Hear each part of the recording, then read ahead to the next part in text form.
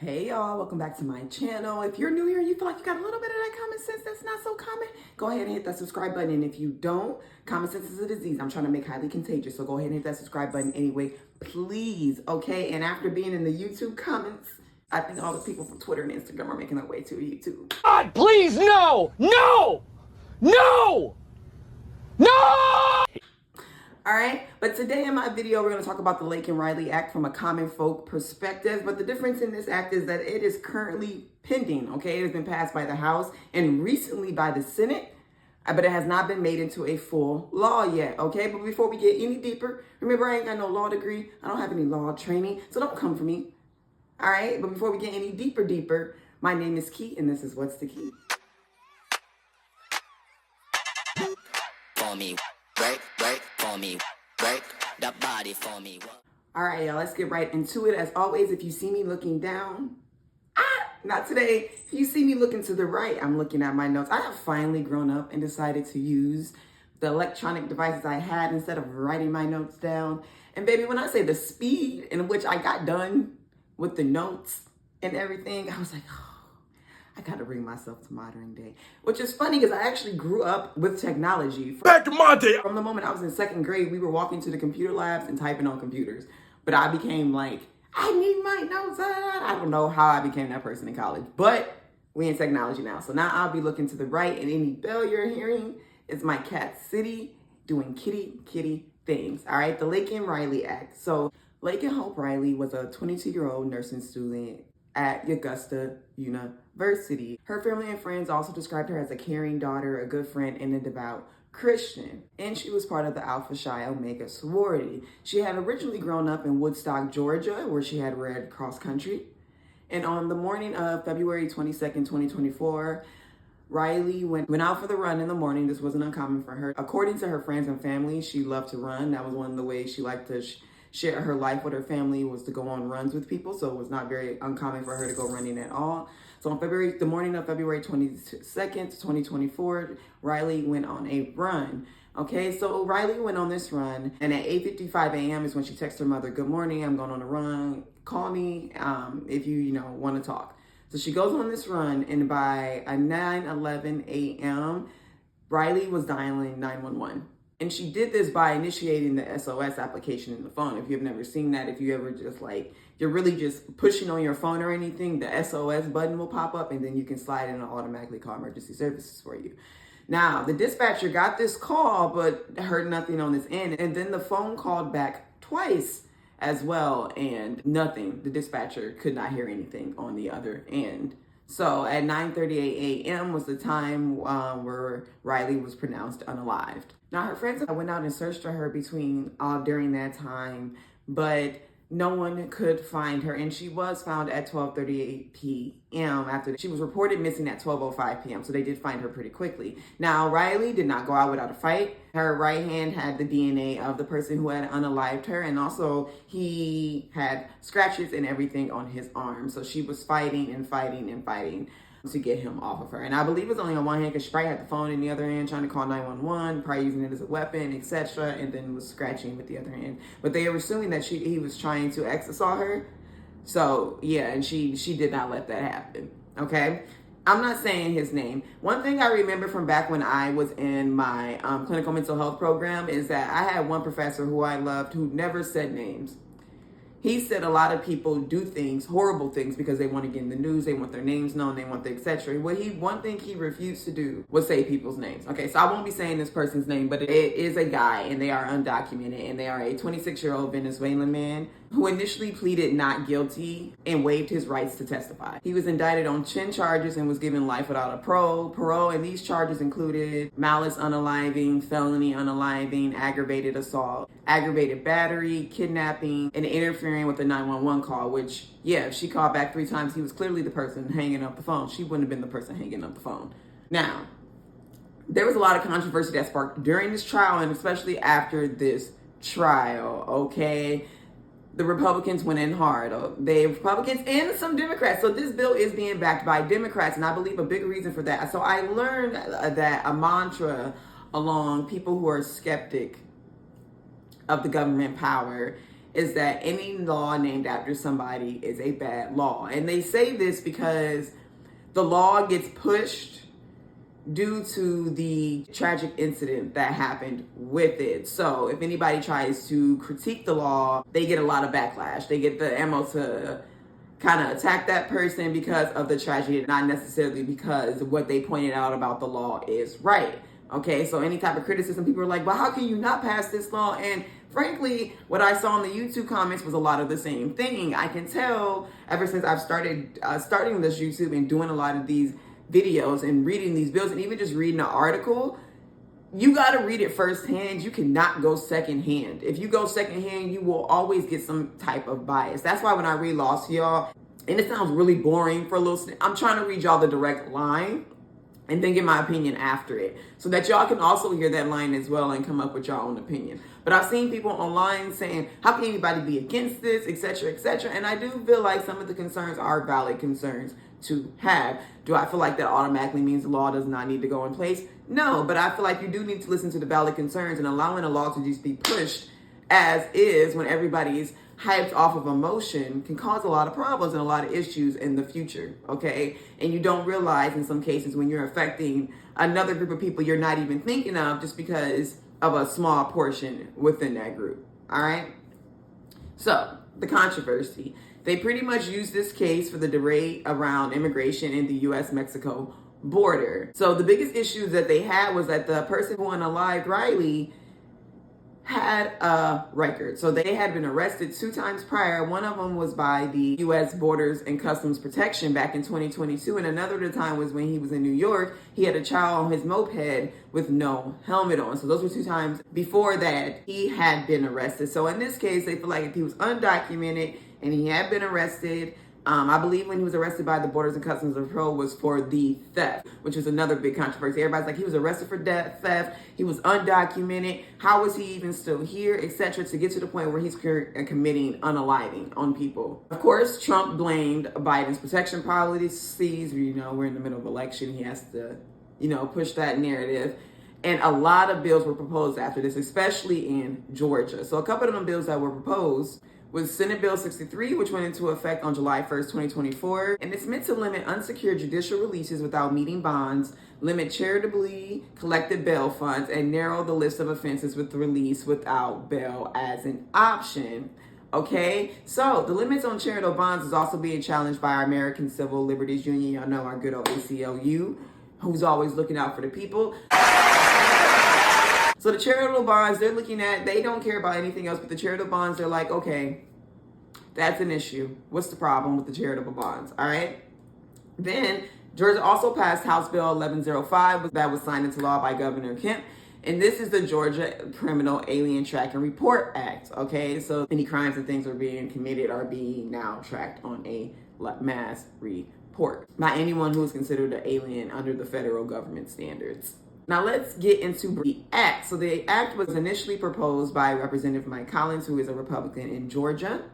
And the House passed this on March 17, 2024, and then the Senate just passed it on January 17th, 2025. Don't quote me on those dates, but I'm pretty sure. The Senate literally just did it, I believe, Friday, so January 17, 2025. And it now requires the Department of Homeland Security to detain certain non-nationals, people who are considered aliens under the federal law, who have been arrested for burglary, theft, larceny, or shoplifting. Already have a problem here because, let me go further, because then y'all will see my problem. This also authorizes states to sue the federal government for decisions or alleged failures related to immigration enforcement. We got a lot of things we could be suing the federal government about, okay? Looking at every single law they put in place and pushing back for immigration is not the way. Because there are states that just do it just to be doing it. You'll be learning more about this than they are worried about the actual citizens in their state and their health and their well-being. I said what I said. But worrying about stopping something the federal government is doing and using all your resources and time towards that. It's crazy to me. So under this bill, the DHS must obtain an individual who is unlawfully present in the U.S. or did not possess any of the necessary documents when applying for admission. And they have been charged with, arrested for, convicted for, or admits to having committed the acts that constitute the essential elements of burglary, theft, larceny, or shoplifting. Okay, because they keep saying it. I cannot agree with arresting everybody who has gotten in trouble for shoplifting or anything like that. My problem is they could have been arrested for it. Just arrested for it. No trial, no anything. Just arrested for it, and boom. So all somebody has to do is accuse, and y'all know what the racism and things out there. All somebody has to do is accuse somebody of doing something, get them arrested, and now they'll be picked up by the DHS. That is so stupid. What if the theft, the shoplifting, etc. is something like baby formula, diapers, couple cans of canned beans, maybe a roll of toilet paper, not even the pack, just a couple rolls out of the full pack, a towel. Like, it's too... I get that those are crimes, but those particular crimes have such things that I will say a lot of the general public would be like, well, they stole baby formula, and then they only took one can. They didn't even take it. They just took one can, and they took the smallest of the cans. They didn't even take the large can, which would have been more beneficial for them. Or, oh, he doesn't like his neighbor. He's mad at his wife. The wife's mad at her husband. Now they're accusing each other of doing something, and they got arrested, and now they're being detained. That's too much. That's too much. You need exclusions in this. But let me keep going, okay? So I said it authorizes the state to sue. This also authorizes the state government to sue for injunctive relief over certain immigration-related decisions or alleged failures by the federal government if the decision or failure caused by the state or its residents, including financial harm of no more than $100. No. That is low. To sue the federal government for anything related to immigrated relation decisions or failures.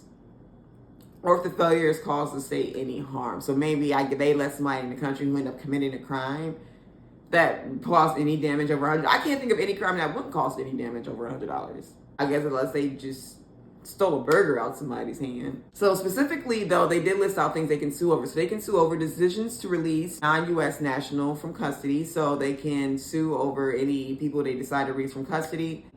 Failure to meet requirements relating to individuals seeking admission into the U.S., including ones related to asylum interviews. So if they're giving people asylum and they were just letting people in who didn't necessarily meet all the requirements that the U.S. has put in place to allow people into the country, they want to sue them.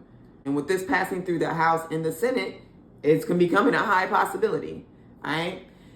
Violations of limitations on immigration parole, such as the requirement is granted on a case-by-case basis. So they want anyone they do let out of this detention center that they want to collect all these people and put them into, they want to only be offered parole by a case-by-case basis. So my thing is it parole already a case-by-case basis, or is it more of the crime you committed than they were automatically putting you on parole? I thought they were already kind of looking at backgrounds of people when they put people on parole, but I could be completely wrong because I don't know as much about immigration laws. Maybe they do let people out more on a group basis and they want them to stop and have it by a case-by-case basis. I'm never going to be mad at that, anybody looking at anything on a case-by-case basis. And if they failure to detain an individual who has been ordered to be removed from the U.S. So if they detain this individual and this person gets out, the state wants to be able to sue for that as well. I hope the states are depending on, sending labor or something like this, or, any other extra labor they can add in themselves instead of just suing the government for every single mistake they feel like is related to immigration. I feel like that's crazy. It's crazy. Something that always gets me, y'all be trying to kick them out the country, but we're so quick to hire cheap labor from overseas. A lot of these Republican states, undocumented people are living okay. Why? Because those rich Republicans want that cheap labor and are hiring them under the table. Hiring them on the side to get work done. So it's always so crazy to me that they be so on something man, if we did a study, I guarantee more than 40% of the U.S. workforce is probably being sourced out overseas. Denial is a river in Egypt. Or independent contractors. And I don't mean independent, I mean, like, y'all know what I mean. Like undocumented independent contractors. Now, I spoke about some of my concerns. Let's get into some of the general concerns that people have about this law, okay? So, the domestic violence and the human trafficking victims is a amendment that they want to add into this bill, okay? They feel like that domestic violence victims and victims that are being advocate have a higher chance of being lied on. You know, like I said, that husband and wife situation. What if the husband's saying, oh, she stole and now he has access to the kids. She didn't got arrested. She can't even fight because she's in this detention center without bond, without anything like that. That is an issue. Okay, there are people who will, there's always a reason these laws have exclusions. There are reasons. Making a law without exclusions is your way of saying this is black and white and nothing around. Even unaliving someone has a different charges, depending on how it was done. Okay? So our good old ACLU, the American Civil Liberties Union. So, Sarah Mehta stated, this is an extreme and reactive bill that will authorize the largest expansion of mandatory detention we have seen in decades, sweeping in children, dreamers, parents of the U.S. children, and other longtime members who even ICE thinks should not be detained. Like I said, mass sweep. We got the racist people in the streets. False accusations. That's like pretend like they don't do it now. We don't get it on video camera of them literally lying. Karens and Aubreys. So the law needs it needs some barriers in there. They also, another concern that they have is that the risk of being sued is going to slow down any immigration law from being made. And I said that in the beginning too. Suing for every little thing, don't y'all have bigger things to worry about? The risk of being sued will slow down any other immigration law they're trying to put in progress. But I guess they feel like this law is the all end all be law to get everybody out. People shouldn't have to work on eggshells just to live here. A person who is 30, in their 40s, 50s now should not be getting arrested or detained because they had a shoplifting charge in the past. When they were a knuckleheaded teenager or they were in a lower socioeconomic situation. Okay? I don't like this bill as is. I feel like it needs some amending.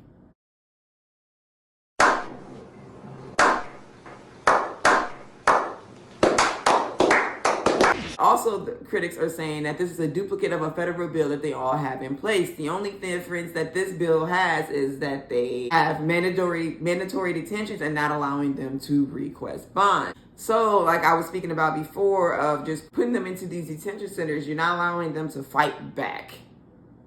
Okay? And it's something they're arrested for. So if it's a fault, they can't even they can't even work to fight back because they are being held in a detention center. And in some of these cases, the detention centers can be far off from where they actually live or where their family is. Okay? So that makes it even hard for due process, which brings up another concern that they have, is we're a country where we push for due process. And this is highly going to affect that. Prolonged detention stays without access to bail or hearing is extreme. It is. Because all these can be done off an accusation. Off a racist. Held without a bond hearing or access to bail is very extreme, like they said. It is. Alright. And then I like how they kind of flipped it in here. Prosecutors will also have harder charges bringing laws onto criminals because they are in these detention centers as well. So they're missing their court cases. They're missing everything that we said in U.S. law needs to happen in order to convict someone for a charge. Unless they're going to pull, well, they're undocumented or they're not a citizen and just say that it doesn't apply to them, which is still unfair. You came onto American soil. That's what we push in this country, right? So that's what they'll get. And anytime a criminal runs off to another country that did something heinous in America, y'all be wanting to make sure they get tried here. Make sure everybody getting tried here fairly. Give them a chance. Because right now it sounds like from this bill and a lot of what they're saying, they're not going to be really given a chance to fight a lot of these charges, which I feel like is going to become to a point where it's going to be a lot of false accusations. You know what it's really giving to me? It's giving boy in the striped pajamas. Oh, that's what it's giving to me. That is what it's giving. And another thing is, where are we getting the money to today so many people? And we finna get into that. Because that was another thing. I was like, well, so we finna just grab a bunch of people, put them where, and hold them, feed them. Well, who money? The ghetto. Oh, okay. All right. So ICE. So even ICE has warnings, okay? Some of their warnings include without emergency. So my thing is, ICE doesn't even seem to be pushing back as much. They're more concerned about like without having extra moolah, they won't be able to put this in place. And it's estimated they will need an additional $26.9 million. Fuck. Oh my. In order to put this in place. Why? Okay. So they stated over 60,000 undocumented personnel have met this criteria. And why? Because at this point, they are locking up people who have committed crimes maybe some time ago. All right, so over 60,000 people will meet this criteria. They only have funding for 42,000 beds, and they currently have 39,000 people in custody. So they will need an additional, probably at least another 30,000 beds in order to make this work. Okay? And they also said in order to make this work without the funding, they're going to have to start just releasing people. No. Or we can have the other people have actual due process before we hold them into a detention center. Makes sense to me. Instead of releasing people that y'all are known to be criminals. My cat's finna get real close, y'all. That's why y'all hearing her. She been real clingy around me. So they did state with this emergency funding, they'll be releasing over tens of thousands of people. And my thing is, who are these people? Okay. Have the people you're saying being released been actually convicted? Has it been within the last 5 years, last decade? This is why I say this bill needs more criteria. As is, the bill is very blunt off the summary I gave you. It is very blunt. I don't know, y'all. I don't know. But to bring it back like what I was saying, where is this money coming from?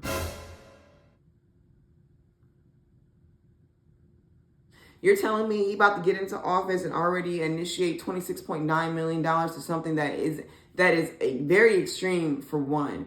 Very extreme only because they don't have these safety barriers in place. And I feel like laws always need safety barriers in place. When I talked about laws outing transgender youth, they could fix half their problems if they put the law in place that if anybody suspects any abuse or neglect after coming out, then they don't have to relay to the parents any information or etc. about the gender identity changing.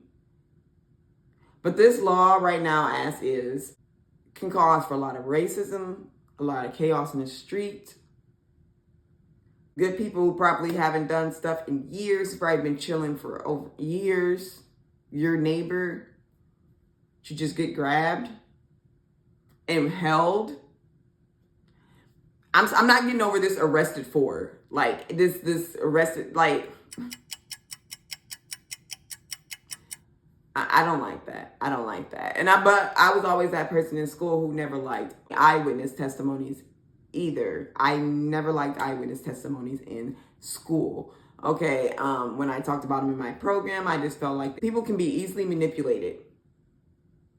Humans have their own emotions, not robots. So I never liked the idea of eyewitness testimonies anyway. So that's why this whole arrested for.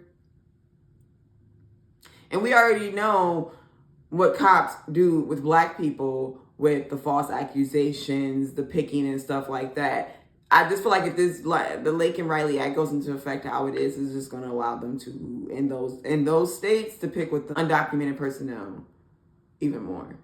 But Y'all, that's all I have on the Laken Riley act of this tragic incident that happened to her. Don't forget to like this video, y'all. Don't forget to like the video. Y'all be forgetting to like the video, and maybe because I don't say it earlier. I need to start saying it early now, okay? But y'all don't forget to like this video and let me know y'all thoughts in the comments. My cat has been at my feet, so if y'all want to see my ghetto pretty city, y'all want to see pretty city, okay? Say hi to the camera, Poopy. Say hi. All right, I'll talk to y'all later. Mwah. Bye. For me, break, break, for me, break the body for me.